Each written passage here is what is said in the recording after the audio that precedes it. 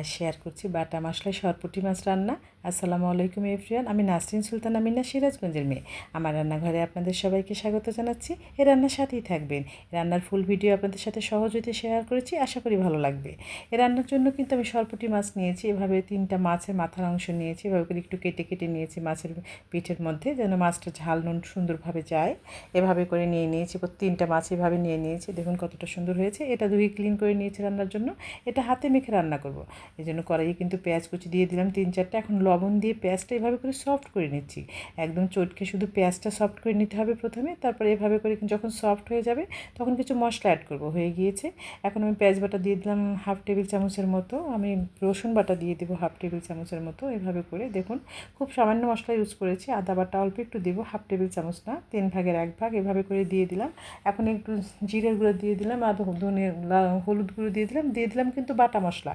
এটা কিন্তু শুকনো মরিচের বাটা মশলা দিতে হবে। এই রান্নাটা কিন্তু অনেক বেশি ভালো লাগে। এটা গুঁড়ো মশলা কিন্তু ইউজ করা যাবে না, শুকনো মরিচের, এটা বাটা মশলা ইউজ করতে হবে। তো সেই মশলাটা দিয়ে দিলাম। এখন কাঁচামরিচ বাটাও আমি দিয়ে দিলাম। এই দেখুন কাঁচামরিচ আমি পেস্ট করে রেখেছি, সেটা আমি দিয়ে দিলাম। এভাবে করে সব মশলা দিয়ে দিলাম, লবণ দিয়ে দিলাম, ঝাল লবণ স্বাদ মতো দেবেন, সরিষার তেল দিয়ে দিলাম। আমি সবসময় সরিষার তেল ইউজ করি। তো এভাবে করে কিন্তু একটা চামচ দিয়ে মশলাগুলো আমি মেখে নিচ্ছি। এটা হাতে মেখে রান্না হবে, মেখে নিচ্ছে ওই সুন্দর করে। আগে আমি একটু চামচ দিয়ে মশলাটা মেখে নিলাম। এখন কিন্তু এর মধ্যে মাছটা দিয়ে দেবো। মাছগুলো দিয়ে এভাবে করে হাত দিয়ে সুন্দর করে মশলার মধ্যে মাছটা আমি ম্যারিনেট করে নিচ্ছি। দেখুন ঝাল লবণ যেন সুন্দরভাবে যায়। এভাবে রান্নাটা এত সহজ, কিন্তু খেতে কিন্তু অনেক মজা। এটা বাটা মশলা রান্না, কারণ মরিচটা কিন্তু শুকনো মরিচের কিন্তু পুরো ইউজ করা যাবে না, এটা কিন্তু পেস্ট করে নিতে হবে। হয় পাটায় বেটেও করতে পারেন, আবার ব্লেন্ডারও করতে পারেন। দেখুন কতটা সুন্দর। এভাবে করে কিন্তু আমি মশলাটা একটু মশলার সাথে মাখিয়ে দিলাম, ঝাল লবণ যেন ঠিক মতো যায়। দেওয়া হয়ে গিয়েছে কিন্তু এভাবে করে। এখন আমি একটু পানি দিয়ে দেবো পরিমাণ মতো।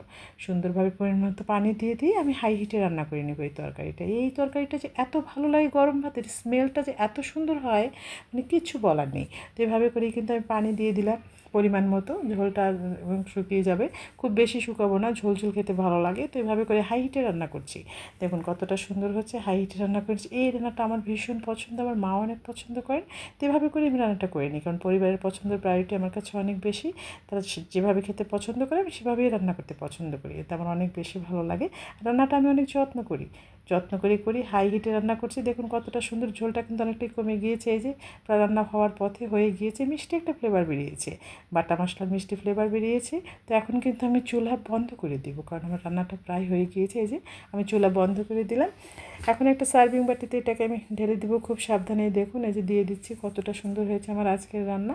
এভাবে কিন্তু এই ঝোলের তরকারিটা এত বেশি ভালো লাগে, কিচ্ছু বলার নেই। এটা গরম ভাতে অসাধারণ।